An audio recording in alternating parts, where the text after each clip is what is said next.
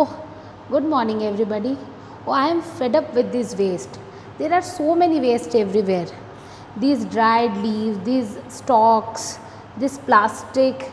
I am fed up with this. हर जगह कचरा, जहाँ देखो वहाँ कचरा. पता नहीं इसका निपटारा कैसे हो. तो आज जो हमारा टॉपिक है that is related to proper disposal of waste and also to make some useful things out of this waste so that our plants could be benefited with this. Like these types of waste. What are these waste? These are biodegradable waste as we have discussed. ये जो पत्ते हैं, सूखे पत्ते हैं, ये डंठल है, ये सब क्या है? बायोडिग्रेडेबल वेस्ट है. उसके अलावा जो आपका कागज़ है या वेजिटेबल पिल्स है, ये सब बायोडिग्रेडेबल वेस्ट है. तो ये वेस्ट का आप निपटारा अच्छे से अपने स्तर पर कर सकते हैं इंडिविजुअल बेसिस पर. तो आज जो हमारा टॉपिक है वो उसी पर है. इस तरह के वेस्ट के लिए एक अच्छा चीज़ है क्या कि मैं आपको इसको डेमोन्स्ट्रेट करके दिखाऊं कि आप इसे कैसे कर सकते हैं. So for this I am using this plastic. मेरे पास प्लास्टिक का ही अभी बॉटल था. एक तो ये ट्रांसपेरेंट है कि आपको मैं दिखा सकूं, लेकिन आप प्लास्टिक के बॉटल के जगह पे यूज़ कर सकते हैं वुडन बॉक्स या कोई कार्टून, ठीक है, जिसको हम लोग कार्टन बेग बोलते हैं, जिसमें सामान आता है, वो यूज़ करिए, वो ज़्यादा बेहतर होगा. ये सिर्फ डेमोन्स्ट्रेशन के लिए है. तो इस तरह का कोई बॉटल अगर है तो आप उसको काट लीजिए या कुछ कोई भी ऐसा चीज़ है तो उसको इस तरह कर लीजिए. और उसके बाद आप लोग क्या कीजिए, put 1 layer of soil in it. इसमें आप मिट्टी का एक लेयर डालिए. ये छोटा स्टेज पर है, ये छोटा डेमोन्स्ट्रेशन है, इसलिए इसका मॉडल बन रहा है. आप लोग बड़े में कीजिए. तो एक लेयर आप इसमें सॉइल डालिए. उसके बाद आप इसमें सूखी पत्तियाँ या घास, सूखे घास या डंठल, ठीक है, या कागज़ या सब्जी के छिलके, वेजिटेबल्स के छिलके, फ्रूट्स के छिलके, पिल्स, वो सब डाल सकते हैं. या चाय पत्ती, ठीक है. इसके अलावा आप लोग अगर जो लोग नॉनवेज खाते हैं तो वो अंडे का जो छिलका होता है वो आप इसमें डाल सकते हैं. ये सब आप इसमें डाल सकते हैं. यहाँ तक कि आप you can use chalk also. अगर वेस्ट में चॉक पड़ा हुआ है तो आप चॉक को भी पाउडर करके इसमें डाल सकते हैं. उसके बाद after putting 1 layer of soil then I have put 1 layer of dried leaves. पत्ते मैंने डाल दिए, मेरे पास अभी यही अवेलेबल था.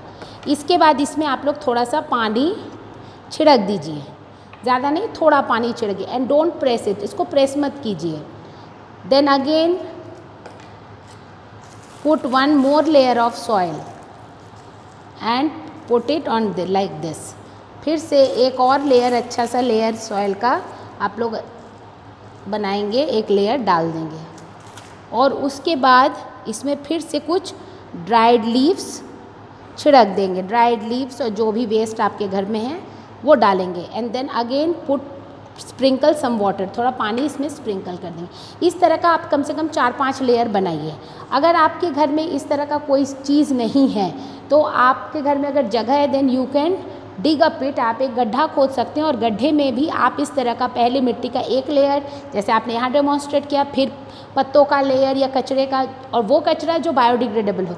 अब जैसे ये है प्लास्टिक है, ये प्लास्टिक, ये सब मत यूज़ कीजिए because these will not decompose. ये सड़ेगा नहीं, इसलिए इसको यूज़ नहीं करना है. इसके अलावा तेल वगैरह का सामान भी यूज़ मत कीजिए, ठीक है. पिकल्स वगैरह यूज़ मत कीजिए. साबुन वगैरह, साबुन यूज़ कर सकते हैं अगर वेस्ट में एकदम पड़ा हुआ है, लेकिन डिटर्जेंट वगैरह यूज़ मत कीजिए क्योंकि वो भी बायोडिग्रेडेबल नहीं होता. तो इस तरह का आप 2-3 लेयर बनाने के बाद इसमें वाटर स्प्रिंकल कर देंगे और इसको लेफ़्ट ओवर कर देंगे. उसके बाद इसको दबाना नहीं है, मैंने मना किया है दबाने के लिए, क्योंकि अगर आप दबाएंगे then the soil will not able to aerate. वो सांस नहीं ले पाएगा. सांस अगर नहीं ले पाएगा सॉइल तो इसमें डिकम्पोजिशन अच्छे से नहीं होगा. Because we will leave some earthworms in it. हम इसमें कुछ अर्थवर्म्स छोड़ेंगे और आप दबा देंगे तो वो फिर कैसे मूव करेगा. तो इस तरह से आप एक आप एक कॉम्पोस्टिंग का लेयर बना सकते हैं. इस तरह का जो खाद होता है उसको बोलते हैं कॉम्पोस्टिंग. और इसमें हमने अर्थवर्म यूज़ किया है इसीलिए इसको बोलते हैं वर्मी कॉम्पोस्टिंग. Vermi composting. तो इसमें जो ये कॉम्पोस्ट है, कॉम्पोस्ट मतलब आपका खाद है जो किससे बना है, बायोडिग्रेडेबल वेस्ट.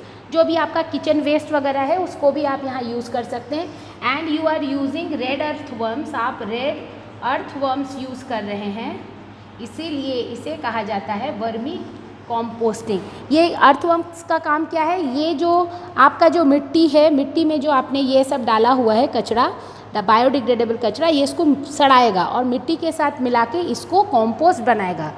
तो ये करीब आप जब बना लेते हैं तो इसको आपको 3 से 4 हफ्ते तक छोड़ देना है। बीच में आप कुछ कुछ कचरा इसमें डाल भी सकते हैं, कोई प्रॉब्लम नहीं, लेकिन आपको बायोडिग्रेडेबल कचरा डालना है। और उसके बाद जब ये बन जाता है, ठीक है, 3 से 4-5 हफ्तों तक ये बन जाएगा, तब फिर आप क्या करेंगे, इन अर्थवर्म्स को आप अलग करेंगे। उसको अलग कैसे करेंगे, वो तो मिट्टी में फैला हुआ है, तो आपका जो मान लीजिए ये आपने बनाया हुआ है, तो इसके किनारे में आप कुछ खाने का सामान रख दीजिए, ठीक है, चाय की पत्ती रख दीजिए या फल के छिलके वगैरह, एक हिप बनाइए। तो क्या होगा, सारा जो अर्थवर्म है वो खाने की तलाश में इसके पास आ जाएगा और इसके पीछे जो खाद छूट जाएगा इसको आप निकाल लीजिएगा और उसको धूप में सुखाने के बाद क्या हो जाएगा कि वो रेडी टू यूज़ होगा। ये जो खाद आपका बनेगा इसमें बदबू नहीं होगा, ठीक है, ये इतना अच्छा होता है और इसमें बदबू भी नहीं होता, और इसको सुखाने के बाद ये बहुत अच्छा न्यूट्रिएंट प्रोवाइड करता है प्लांट्स को। तो ये हमारा हुआ वर्मी कंपोस्टिंग।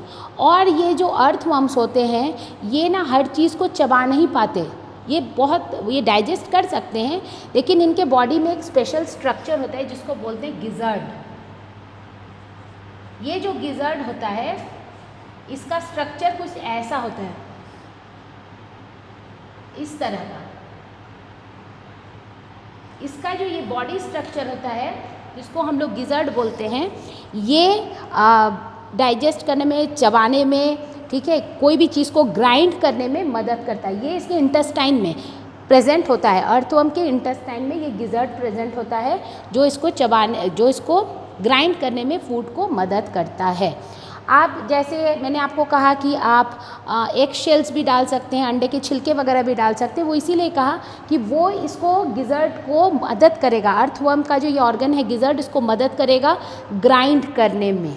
तो इस तरह से आप जो वेस्ट है, जिसको अभी मुझे इतना परेशानी हो रहा था कि how will I dispose this waste, तो इसका आप कितना अच्छा एक चीज़ बना सकते हैं, दैट इज़ वर्मी कॉम्पोस्टिंग।